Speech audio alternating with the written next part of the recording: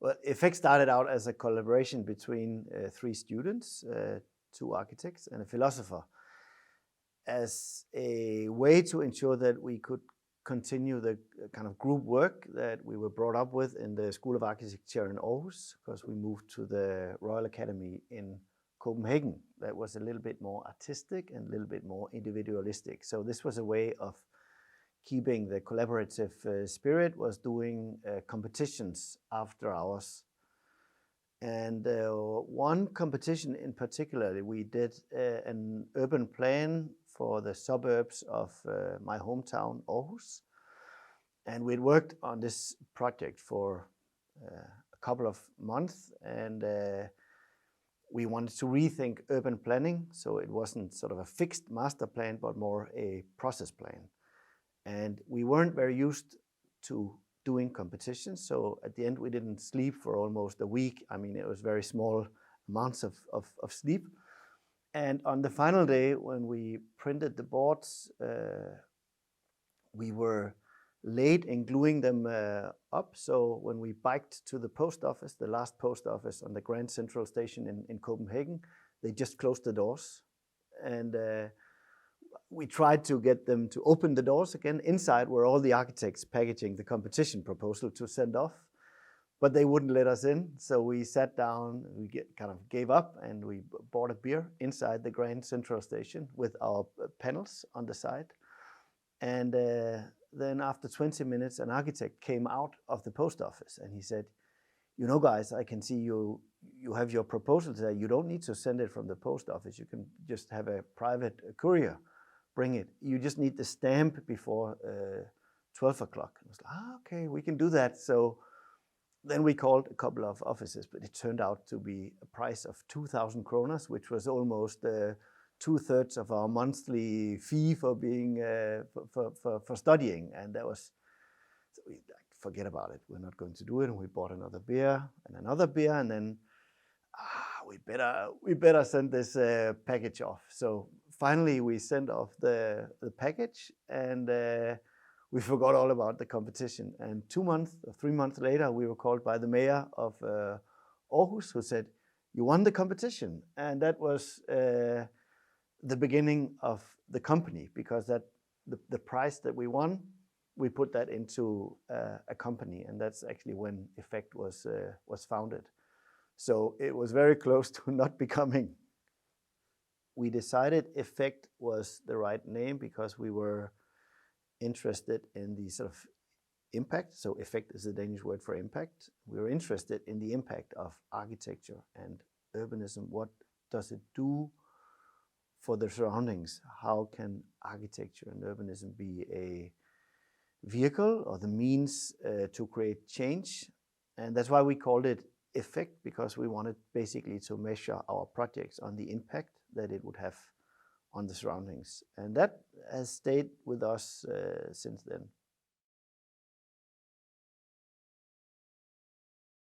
To ask questions and come up with new solutions was a kind of key to the sort of starting of the practice, being curious and being explorative. And that has, in a great way, shaped the company, which is today still driven by asking big questions rather than doing, the same thing again and again. And I do think that our generation needs to have practices that can change and develop with the questions and the challenges that we need to face. So even though we didn't start out working with sustainability as such, we always were devoted to understanding the impact of architecture.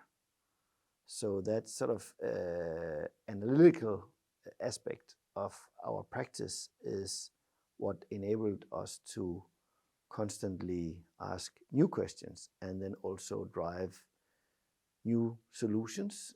And I think that's insanely important for our generations and the generations that follow, that we can reinvent what architecture must do for society.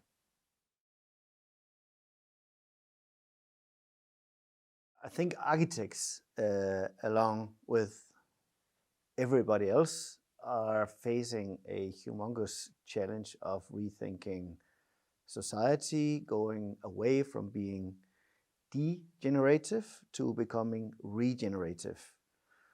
So when you look at how the civilization, specifically in my lifetime or the last 40, 50, 60 years, have impacted the natural systems that surround us, that we are part of, and that we completely depend upon, we are sort of heading towards disaster, which is obviously the biggest challenge of humankind currently.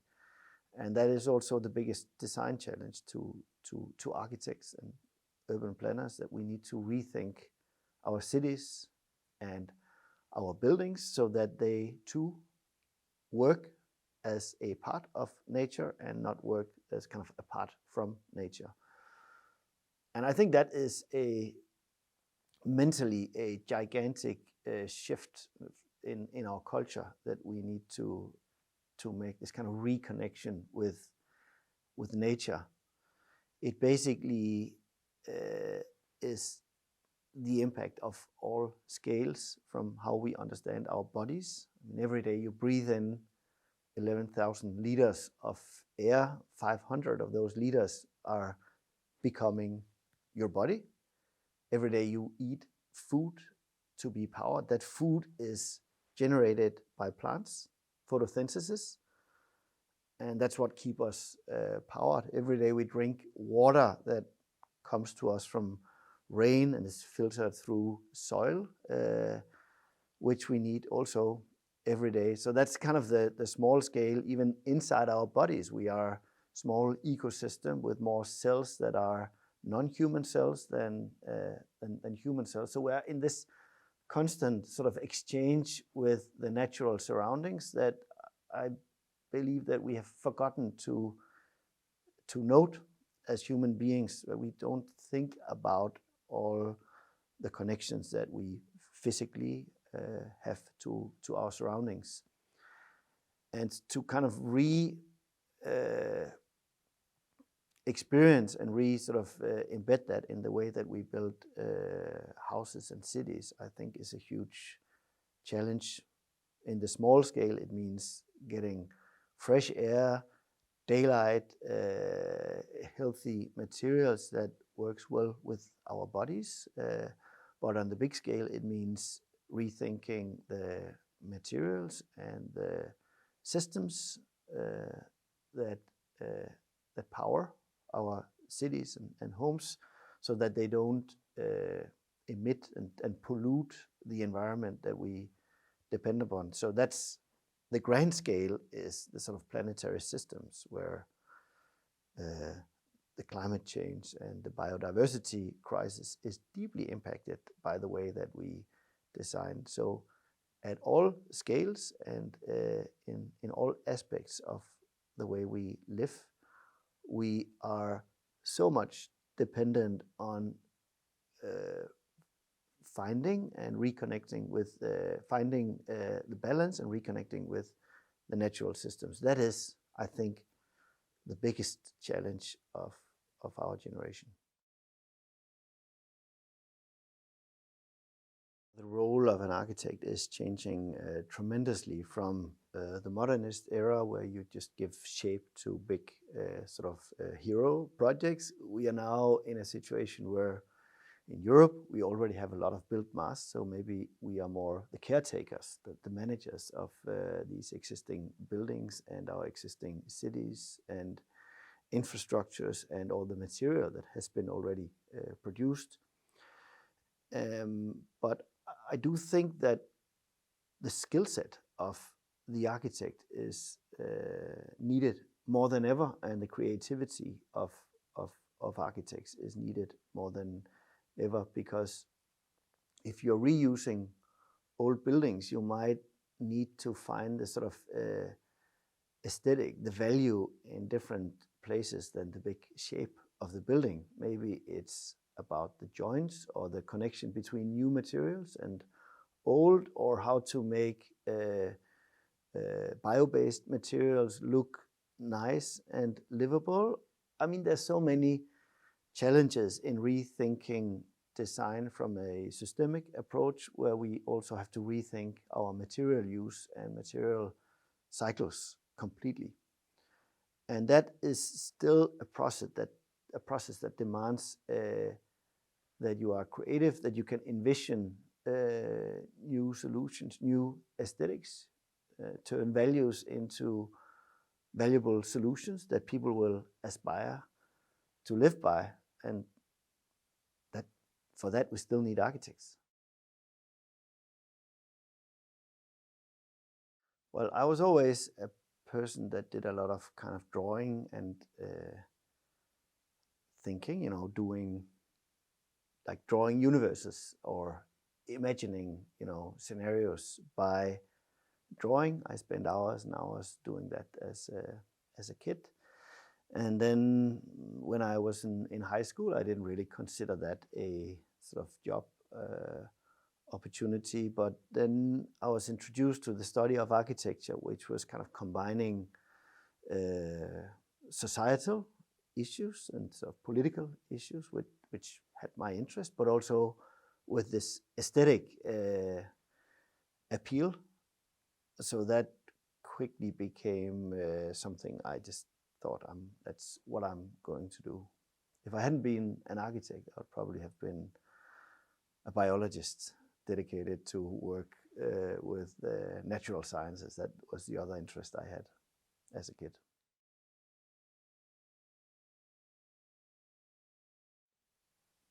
I've gone so far into the trajectory of being an architect, so that is what I dream of at night. And I think the kind of toolbox and sense of creation and sense of opportunities that comes with being an architect is a blessing. And it's quite difficult to imagine to leave that behind.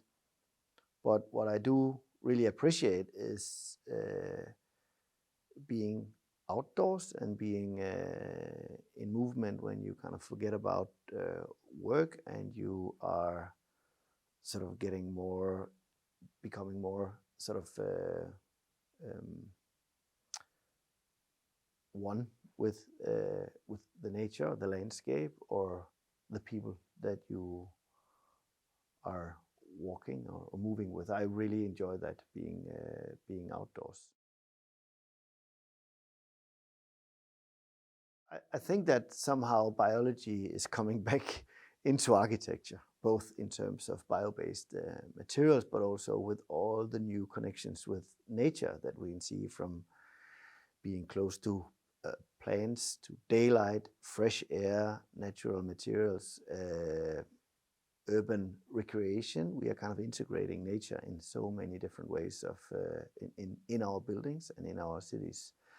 But apart from that, I also think that there's a kind of the fascination of the wonder of nature is also something that we should try to bring back into architecture, because some of the processes and some of the magnificent sort of collaborations that you see in nature are sometimes weird and unexpected or niche. And I think we should totally study that to reimagine how our built environment and our lives can start coexisting again with nature, so our cities and homes becomes sort of ecological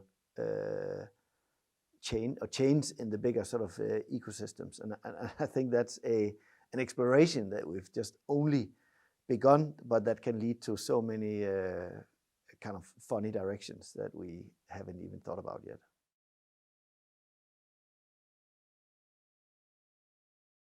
What would I teach my kids? To be honest, they're the ones teaching me often. I mean, they're the ones who are really creative in buying old jeans and turning them into bags, or they have a huge kind of nose for secondhand clothing. They don't want to fly out on vacations. They don't think we need to eat meat. So I don't think that it's necessarily us that has to teach the next generation. I think that change is happening in that generation, and I am part of a generation that needs to be ready to make changes and to create the space so that we ensure that the opportunities for those next generations will be as great as the ones that we have received. So what I do think is that I'm now in my 40s, so suddenly I am not anymore looking at those in power. I am the generation that is now empowered. And I've heard sometimes people of my age say that they should just kind of pull back and leave the floor for the next generation.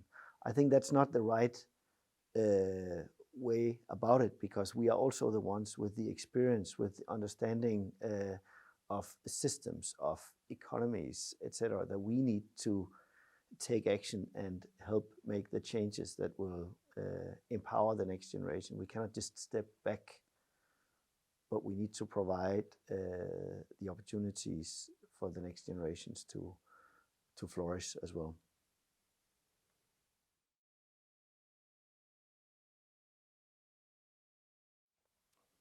I think architects are, in a funny way, well equipped to drive change, because we are used to being at once like the visionaries, but at the same time powerless. So we never pay for the buildings, we never execute the work, we never really make the decisions, but we are the ones proposing the solutions that can be agreed upon by decision makers. So in that sense, we have a good sort of political nose, and we are good at presenting stuff that is already kind of negotiated and which is already holistic in its ideation. And in that sense, I think we have a great opportunity to also be change makers, because we are not driven necessarily from sort of an ego perspective, but more from a collective understanding of needs. And currently we are putting that in use in Denmark by coming up with a political proposal to lower the CO2 ceiling for new built square meters. And we did that by understanding the science, then communicating it in a way so that the wider community of architecture, entrepreneurs and developers could see what does the Paris Agreement look like in a new built development. What do we need to build in order to live up to the Paris Agreement? And then it turns out that there's a huge community that wants to live up to the Paris Agreement, but you need to kind of develop and communicate the data so it becomes a proposal, so it becomes specific and it becomes approachable. And that whole idea of turning abstract data into tangible solutions is something which is part of the toolbox for architects. So if we take that and put it in use in also enabling political change, we might be more powerful than we think.